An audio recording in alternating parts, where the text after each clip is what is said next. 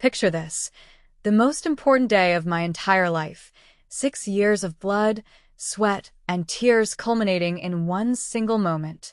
I'm about to walk across that stage to receive my college diploma, and the 3 seats I reserved for my family sit completely empty. Where were they? At a football party. And that's just the beginning of this nightmare. What they did next will shock you to your core. The auditorium buzzed with excitement that cold February afternoon. Everywhere I looked, families were gathered together, cameras flashing, flowers being passed around, children bouncing with pride for their graduating relatives. The energy in that room was electric, filled with love and celebration. But when my eyes drifted to the section where my family should have been sitting, all I saw was 3 vacant chairs staring back at me like open wounds. My chest tightened as I checked my phone one more time, hoping maybe they were just running late. Instead, a text message lit up my screen from my mother. The words felt like a slap across my face. She explained they couldn't make it because my uncle was hosting his annual big game party, something he'd been doing for 2 decades, and apparently that tradition mattered more than watching their daughter graduate from college. She promised we'd celebrate the following weekend, as if this moment could somehow be replicated or recreated at a more convenient time for them. I sat there in my graduation gown, surrounded by hundreds of proud families, and felt more alone than I'd ever felt in my entire life. This wasn't just any degree. This represented 6 brutal years of sacrifice. 6 years of working double shifts at my job while attending night classes. 6 years of eating terrible food from vending machines because I didn't have time for real meals. 6 years of declining every social invitation, missing every party, skipping every fun opportunity because I had homework to complete and exams to study for. I'd worked holidays so my coworkers could spend time with their families. I'd sold my reliable car just to pay for my final semester. I'd even canceled my health insurance to afford textbooks. Every single decision I made for 6 years revolved around earning this degree. When they called my name, I stood up and walked toward that stage on shaking legs. My cheap shoes from the thrift store clicked against the wooden floor with each step. These were the only professional shoes I owned, purchased specifically for job interviews I hoped would come after graduation. The weight of my graduation gown felt heavier with every step forward, like it was absorbing all the disappointment and heartbreak I was trying to hold inside. The dean smiled warmly as she handed me my diploma, congratulating me on graduating with highest honors.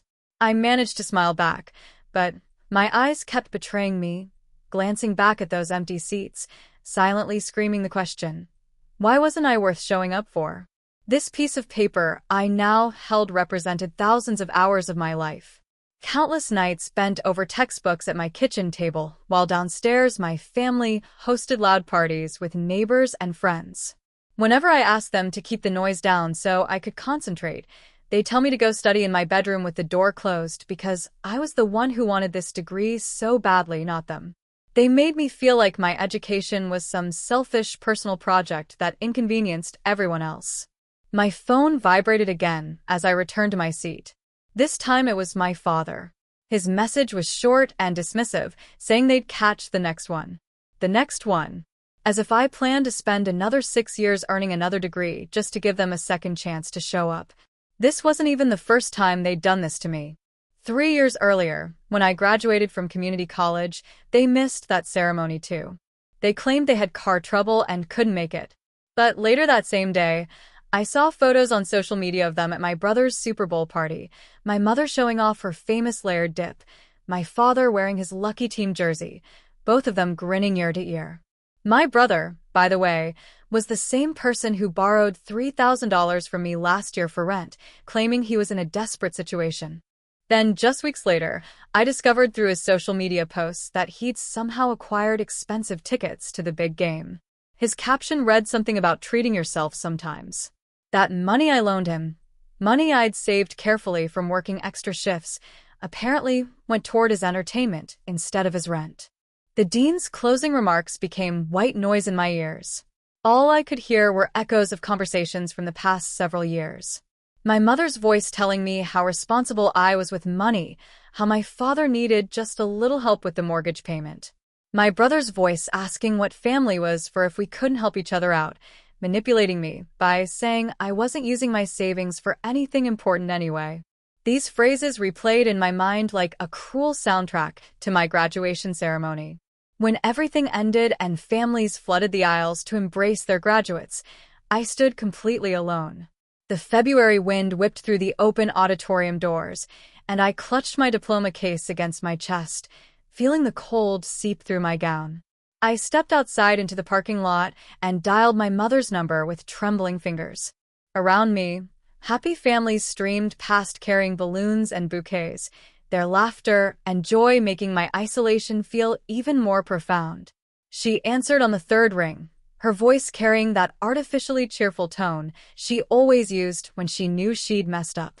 She asked how the ceremony went, and in the background I could hear the unmistakable sounds of a party in full swing.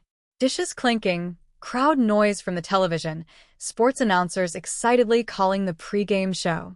I asked her how she thought it went, walking across that stage knowing nobody who claimed to love me had bothered to show up. Her response was that I knew about the tradition, that my uncle had been hosting this party for 20 years. I reminded her that I'd spent 6 years earning this degree. 6 years of my life. Her sympathy evaporated instantly. She told me not to be dramatic, that it was just a piece of paper, that I could show it to them next weekend. Then I heard my father's voice in the background, telling her to tell me they'd catch the next one. That phrase again. Like this moment was somehow repeatable. Like the culmination of 6 years of sacrifice meant so little that it could be rescheduled, like a dentist appointment. I stood in that freezing parking lot with tears streaming down my face, and something inside me finally cracked open. For the first time in my life, I saw the truth I'd been desperately avoiding for years. My family didn't see me as a person. They saw me as a resource. The reliable daughter. The responsible one. The human bank account who would sacrifice everything to keep them comfortable while they gave absolutely nothing in return. Every dollar I'd ever loaned them, never repaid. Every boundary I'd tried to set, immediately trampled. Every achievement I'd earned, completely dismissed. My fingers moved across my phone screen almost on autopilot. I opened a travel app I'd downloaded months ago, but never had the courage to actually use. A flight to Colorado appeared on my screen, along with a luxury spa package at a mountain resort. I'd fantasized about this trip for years, but always convinced myself it was too selfish, too extravagant, too irresponsible. With one click, I bought it. The confirmation email arrived as I walked to my car, and I realized this was the first truly selfish decision I'd made in my entire adult life. Behind me, the last few families exited the auditorium. Their celebration and laughter faded into the cold winter air as I sat in my car, diploma on the passenger seat, and asked myself a question I should have asked years ago. Would I ever forgive my family for missing the biggest day of my life? Deep down, I already knew the answer was no. I drove home in silence and immediately started packing for my trip. 1 week later, I was lying face down on a massage table at that Colorado mountain spa, hot stones tracing paths along my spine. Each point of warmth seemed to melt away 6 years of accumulated tension. This was my first real professional massage, something I never would have allowed myself before. The cost of this single session could have purchased 3 textbooks last semester, but I was done living like that. My phone kept buzzing on the wooden table beside me. This was the 13th time in just 2 hours. The masseuse asked gently if I wanted her to put it in airplane mode for me, her hands never pausing their therapeutic work. I told her no. I needed to see the messages. I needed to know what chaos my family was creating while I hid away in this mountain sanctuary. I needed to witness how they'd spin my disappearance. Deep down, I needed proof that I'd made the right choice by coming here. When the massage ended, I wrapped myself in the plush robe the resort provided and finally looked at my phone. 3 voicemails. 14 text messages. 1 email with a subject line that read, "Your mother is crying." I started with my mother's voicemail. Her voice dripped with artificial distress as she explained they were a bit short on money this month and needed $500 for groceries. She emphasized how expensive everything had become lately. My father's message came next, asking me to co-sign a bank loan for him, assuring me it was just a formality and nothing to worry about. Then my brother's voice, using that manipulative tone I knew so well, explaining that he'd lost his wallet at the party and needed to borrow cash until payday, and oh, please don't mention this to our parents. My best friend Tara had sent a message telling me to check social media when I had a chance. She said I needed to see what was posted. My hand shook as I opened the app. The first post punched me in the stomach. My mother's famous layered dip, perfectly arranged on my uncle's coffee table, with a caption about another successful party spread and 20 years of tradition. The timestamp matched exactly when I was walking across that graduation stage. My brother had posted too, bragging about placing a $5,000 bet on the game and asking who was with him. This was posted just an hour after he'd texted me about losing his wallet and needing money. The comments on these posts made everything worse. Relatives praising my mother's cooking skills. Friends congratulating my brother on his bet. My father sharing links to next year's game packages. Not a single mention of my graduation. Not one acknowledgement that their daughter had just achieved something significant. I was completely erased from their narrative. Tara's next message told me there was more and suggested I check my credit report. The spa's Wi-Fi crawled slowly as I logged into the monitoring site. What I saw made my blood run cold. Unauthorized credit inquiries littered my report like burn marks. Multiple credit card companies, store cards, all within the past month. Someone had been using my information to apply for credit without my knowledge or permission. My phone rang. My mother's name flashed on the screen.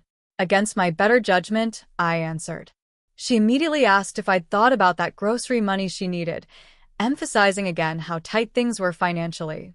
The hot stones from my massage sat in a heated basket nearby, and I imagined throwing them through the window, watching the perfect Colorado snow shatter, like all my illusions about family had just shattered.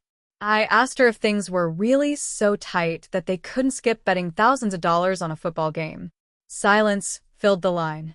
Then she stammered that my brother shouldn't have posted about that he was just excited. I told her to stop. My voice sounded strange to my own ears, stretched tight between rage and grief. I'd seen the pictures, I told her. While I walked across that stage completely alone, she was arranging dip on a coffee table for a party. She started with her usual line about family helping family, about how that's what we do. I laughed, and it hurt my throat. I asked her if family helping family was why there were credit inquiries on my report that I never authorized. The silence stretched even longer this time. In the background, I heard my father asking if that was me on the phone, telling my mother to ask me about the loan he needed. I told her not to dare ask me for one more thing, and hung up. Then I blocked her number. The relief was immediate, followed instantly by crushing guilt. Good daughters don't block their parents. Good daughters don't run away to luxury spas while their families struggle. But the programming was starting to crack. Tara called immediately. She told me she'd spoken with our cousin Sarah, who is an attorney specializing in identity theft cases. Sarah said I needed to file a police report right away. I protested that I couldn't do that to them, that they were family. Tara's response cut through my excuses like a knife. She said family doesn't steal your identity. Family doesn't miss your graduation for a football game. Family doesn't do what they'd done to me. A knock on my door interrupted the call. The spa concierge stood in my doorway, concern evident on her face. She told me they were upgrading me to their Mountain View suite at no additional charge. I started to say I hadn't requested an upgrade. She stepped inside and closed the door softly behind her. Then she shared something that changed everything. She told me her own mother had emptied her bank accounts the day she graduated from college, claiming she owed her for the cost of being raised. The tears I'd been holding back finally broke free.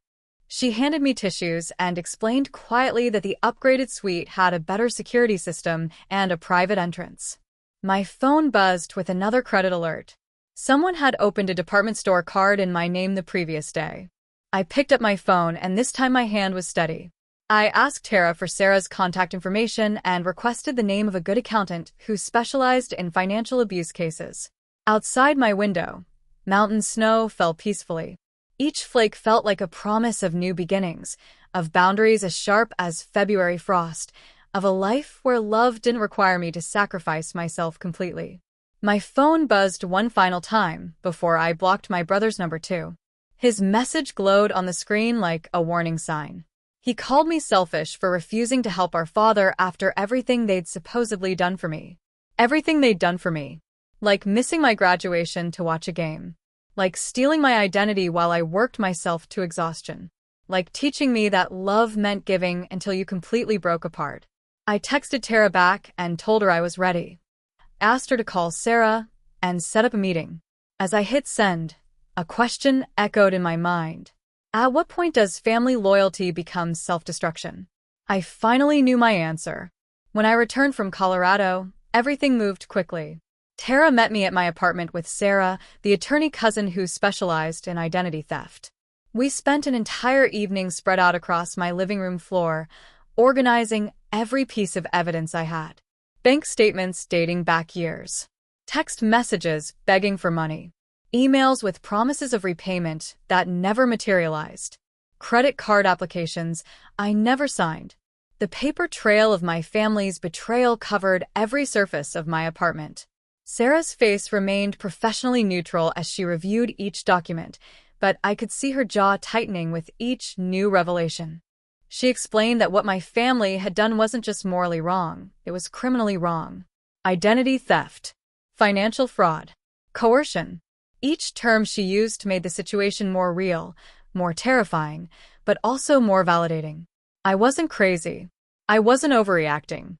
I was a victim of crimes that had names and legal consequences. The hardest part was filing the police report. My hand shook so violently as I signed the forms that the officer had to study the paper for me.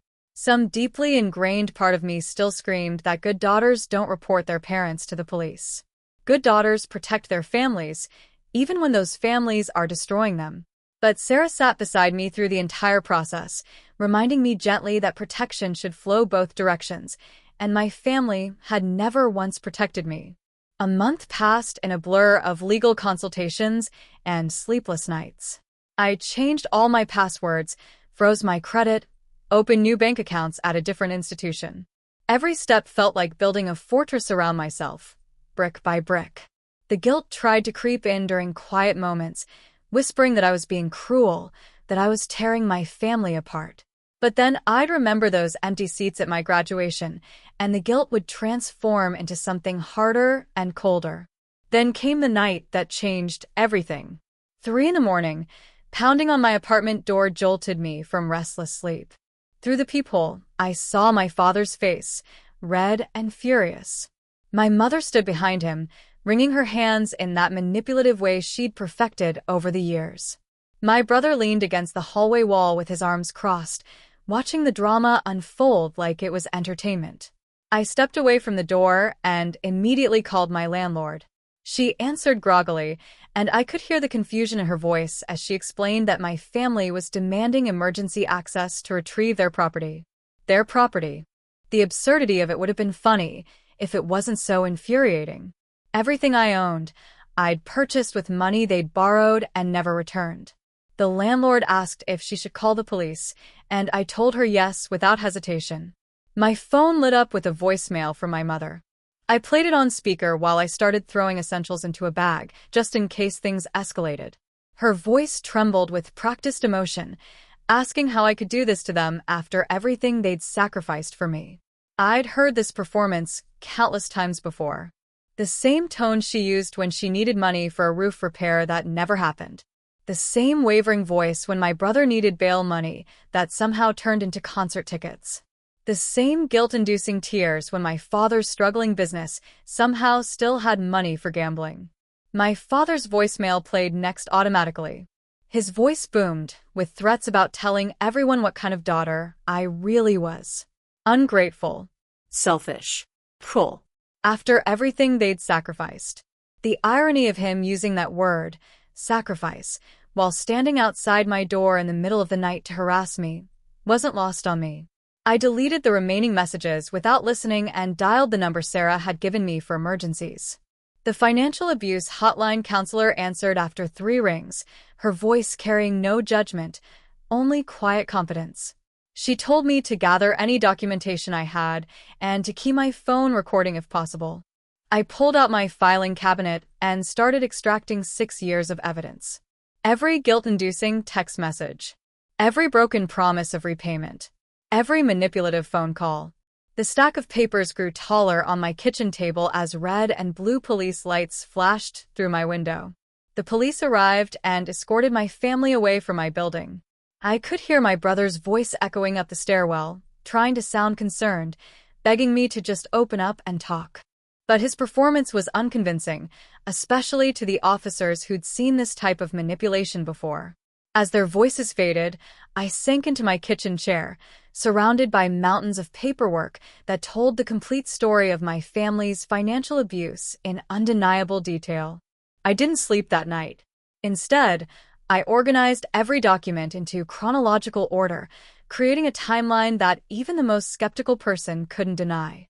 By morning, I had everything arranged in folders, ready for my meeting with Sarah. The sun rose over the city, and I felt something shift inside me. This wasn't just about protecting myself anymore. This was about making sure they couldn't do this to anyone else ever again. Sarah's office smelled like leather and old books, the kind of place that felt serious and important. She spread my documentation across her massive desk like a general planning a military campaign. Her expression hardened as she reviewed each piece of evidence. She pointed to the credit report showing cards opened in my name. Identity theft, she said firmly. Then the unauthorized loan applications.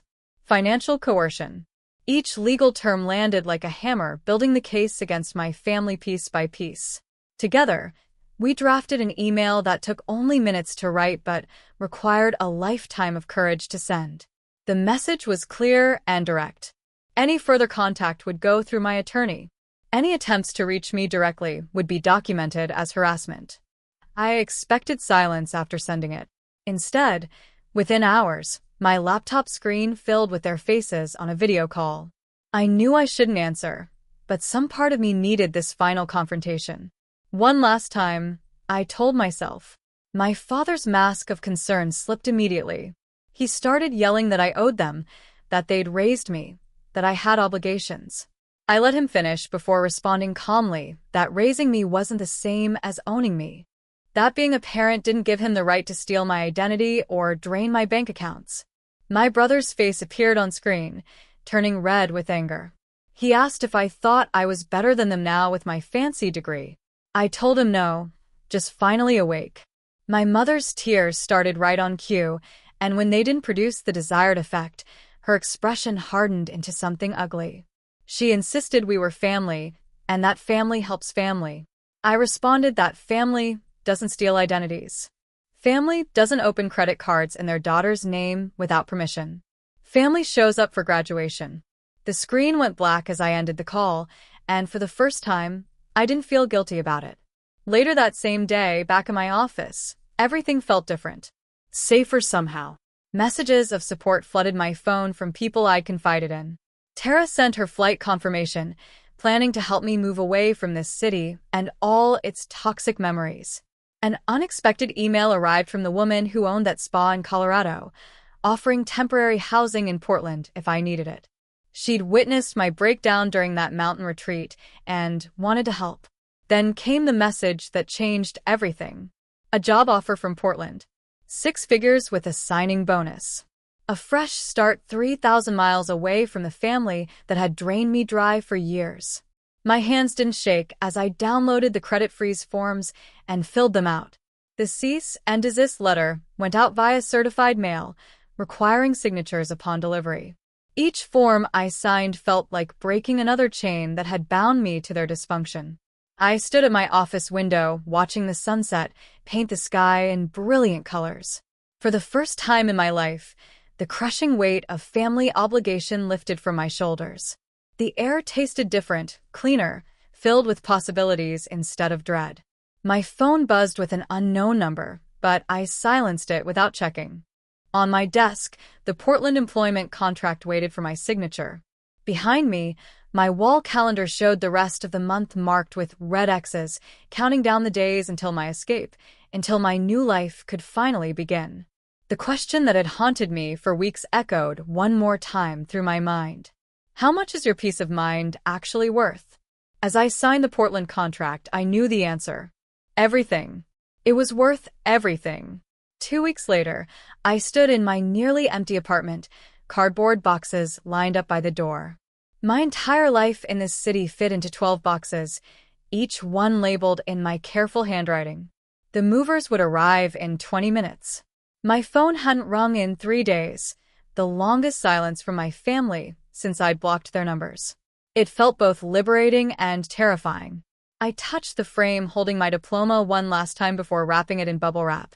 This frame had cost 2 weeks of grocery money, but seeing my achievement properly displayed instead of hidden away had helped me sleep better at night. Tara knocked on my door, arriving with coffee and emotional support. She surveyed my stripped apartment with sad eyes and said, I'd really done it. I was really leaving. I told her Portland was waiting, and the words felt more real each time I spoke them. The department manager position at their Oregon office came with double my current salary, full benefits, and a signing bonus that covered my first and last month's rent. Tara mentioned casually that they'd hired a private investigator, that someone from accounting had seen him asking questions about me in the break room. I actually laughed at that news. Let them waste their money. By nightfall, I'd be gone, and no investigator could follow me to my new life. The movers arrived exactly on schedule. I watched them load my boxes, each one representing another brick in the wall I was building between my past and future. My neighbor waved from her balcony, thinking I was simply moving for a career opportunity. She had no idea about the police reports or the restraining orders or the years of financial abuse. Something unexpected had happened the previous week. A post I'd written on professional social media about graduating despite family sabotage had gone viral. 300,000 views. Thousands of comments from other survivors sharing their own stories. Job offers poured in from across the country. The professional community that my family tried to turn against me with their smear campaign had instead embraced me completely. But the post had consequences my family hadn't anticipated. My father's gambling debts got exposed in the comments when his bookie's wife recognized our story and shared details. My brother's embezzlement from our uncle's construction company got revealed by a former employee. The house of cards they'd built with lies and manipulation collapsed publicly, and I wasn't there to clean up the mess or take the blame. Women in finance groups reached out. Corporate mentors offered guidance. Survivors of financial abuse recognized their own experiences in mine and thanked me for speaking up. The support network I'd never had growing up appeared virtually overnight, built by strangers who understood my pain better than my own blood relatives ever had. The moving truck pulled away from my building, carrying my belongings toward a new life. In my pocket, my phone vibrated with a blocked call from my mother. I silenced it without looking. Tara drove me to the airport, hugging me tightly at security and telling me to show them what I was made of. 6 hours later, I stood in my new Portland apartment, watching the city lights twinkle through floor-to-ceiling windows. The moving truck wouldn't arrive until tomorrow. Tonight, I had only what fit in my suitcase, my diploma, my laptop, and my future. A calendar reminder chimed on my phone about my first therapy appointment the following week. Dr. Richardson specialized in family trauma and financial abuse. She'd already helped me draft boundaries for this new chapter. No contact with family members who participated in exploitation. No lending money without formal contracts. No accepting guilt trips. No compromising my peace for anyone else's comfort. A text from my new team lit up my screen, welcoming me and calling themselves my Portland family now. The word family felt different in my chest, lighter somehow. This family was chosen, not inherited. Built on respect instead of obligation. Based on mutual support instead of one-sided sacrifice. I unpacked my diploma first, holding it up to the light. Tomorrow I'd hang it in my office where everyone could see it. Where no one would question my right to display it proudly. Where success wasn't treated like a betrayal and ambition wasn't considered a sin. The city lights below shimmered like fallen stars. Somewhere in those streets, my new life waited. My peace. My power. My truth. The next 6 months passed in a blur of growth and healing. I threw myself into my new position, proving I'd earned it through merit rather than connections. My team respected me. My boss advocated for me. My colleagues celebrated my wins instead of resenting them.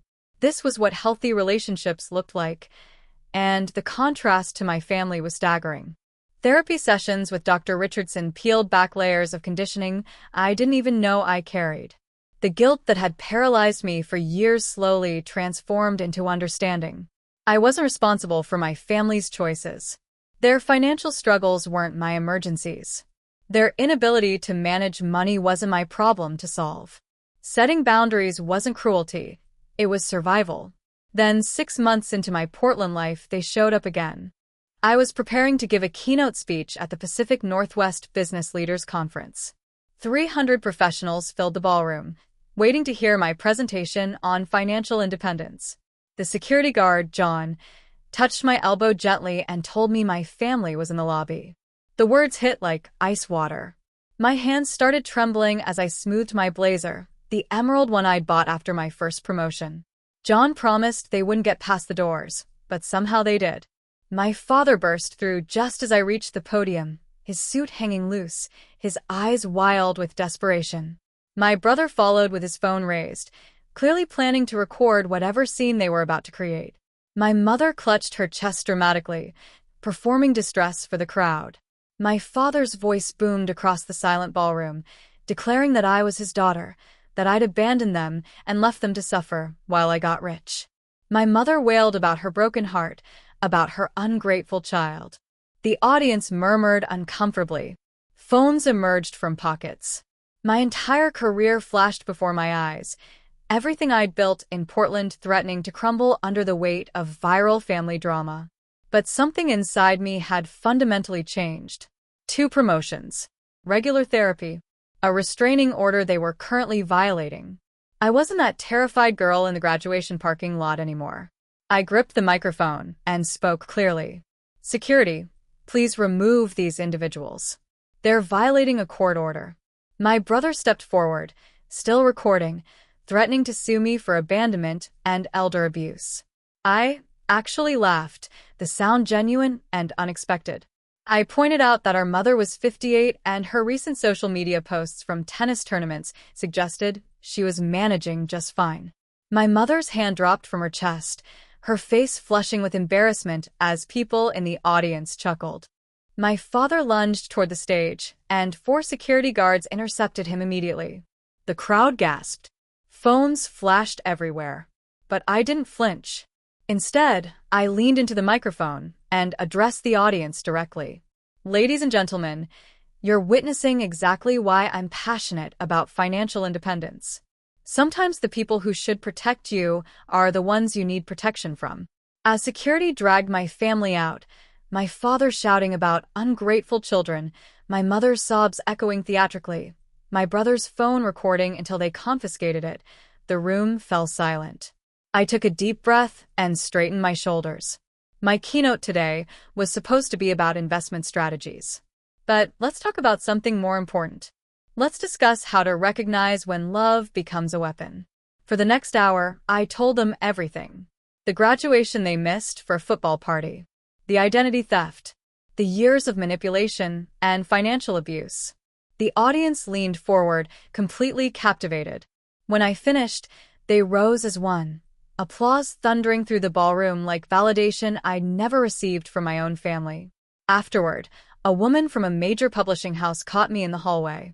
She pressed her business card into my hand and told me they needed the story, that I needed to write a full manuscript. As I walked out of the conference center, my father's attorney intercepted me, suggesting we discuss a settlement. I opened my briefcase calmly and showed him my documentation. Credit cards opened fraudulently. Forged loan applications. Social security theft. Years of evidence, all organized and ready for court. The attorney's face drained of color as I laid out document after document. He stammered that he needed to consult with his clients. A new voice joined us then. Detective Morris held up a warrant and announced she was arresting my father and brother for identity theft and wire fraud. I watched them being led away in handcuffs and felt nothing but relief. My mother crumpled onto a bench nearby, her performance finally reaching its end. She whispered that we could still be a family, that they hadn't meant any harm. I looked at her, really looked at her, and saw clearly for the first time. I told her we stopped being a family the day she chose a football party over my graduation. I'd just taken years to accept that truth. A week later, I faced them in court. The judge made the restraining order permanent.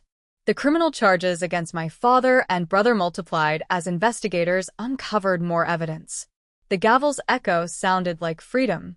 Outside the courthouse, my uncle approached me, the same man who'd hosted those Super Bowl parties for 20 years. He told me he was done with my parents, that the whole family was cutting them off. He apologized for not knowing sooner, for not protecting me. Standing in the Portland rain outside that courthouse, I felt the last chains of obligation finally break. My phone buzzed with messages of support. Colleagues checking on me. The publisher asking about the book. Tara sending heart emojis. My uncle texting that he was proud of me. I looked up at the sky, let the rain wash over my face, and realized something profound. For the first time in my entire life, I was completely, genuinely okay. The investigation would take months. The headlines would eventually fade. The book would find its audience and help other survivors. But none of that mattered in that moment. I was free. The rain continued falling, washing away every last trace of guilt and obligation, leaving only truth and peace behind. Now, years later, I sit in my Portland office surrounded by the evidence of the life I built from scratch. Framed photos of my chosen family, certificates and awards, newspaper clippings about my work helping other survivors. My original diploma hangs in the center, with a photo of those empty auditorium seats below it. Next to that, a picture of the packed conference hall where I gave that keynote speech. Sarah, my newest mentee, sits across from my desk clutching bank statements that show her father opened credit cards in her name. I see myself in her hunched shoulders, in her trembling voice. I tell her she's already ahead of where I was because she caught it early. Her eyes drift to my wall of achievements, and she asks if she'll ever stop feeling guilty. The question echoes through my memory. I tell her the guilt changes shape, becomes something stronger. My intercom buzzes with a reminder about the scholarship committee meeting. I ask Sarah if she wants to sit in, to see where this path can lead. Her spine straightens just slightly as she nods. The conference room fills with board members who've become my chosen family. Tara takes her usual seat beside me, squeezing my hand under the table. I present our first-year goals for the scholarship fund I created to help survivors of family financial abuse. Full tuition, legal support, trauma counseling. Everything I wish I'd had when I was starting this journey. The meeting ends with unanimous approval. Sarah's eyes shine as board members share their own survival stories. The shame that paralyzed her begins to crack, just like mine did years ago. That evening, I prepare for another speaking engagement. My boyfriend Mark texts about dinner reservations, telling me he's proud. 3 years together, and he's never once asked to borrow money, never made me feel guilty for having boundaries, never questioned my separate bank accounts. The stage lights warm my face as I address another crowd of thousands. I begin with my philosophy, that the best revenge is a life well lived, but the greatest victory is helping others live well too. In the front row, Sarah sits straighter than I've ever seen her. Behind her, dozens of survivors I've mentored over the years. Their faces reflect the strength they found within themselves. The standing ovation feels like vindication. The next day, I adjust the frame holding both my graduation photos, empty seats beside full ones. My reflection meets my eyes in the glass. The scared girl from that parking lot is gone forever. In her place stands a woman who finally understands that sometimes the family you lose is the price of admission for the family you find. My phone lights up with a text from Sarah thanking me for showing her what's possible. I type back 4 words that took me years to learn. You were always possible. If this story resonated with you, if you've ever felt trapped by family obligations that were destroying you, if you've ever questioned whether setting boundaries makes you selfish, please share this video. Your share might reach someone who desperately needs to hear they're not alone, that they're not crazy, that they deserve better. Hit that like button if you believe healing is possible. Subscribe to this channel for more stories about breaking free from toxic relationships and building lives filled with genuine love and respect. Drop a comment telling me your thoughts, sharing your own experiences, or just letting me know you made it to the end. Your engagement helps this message reach more people who need it. Remember, you are not obligated to set yourself on fire to keep others warm. You deserve peace.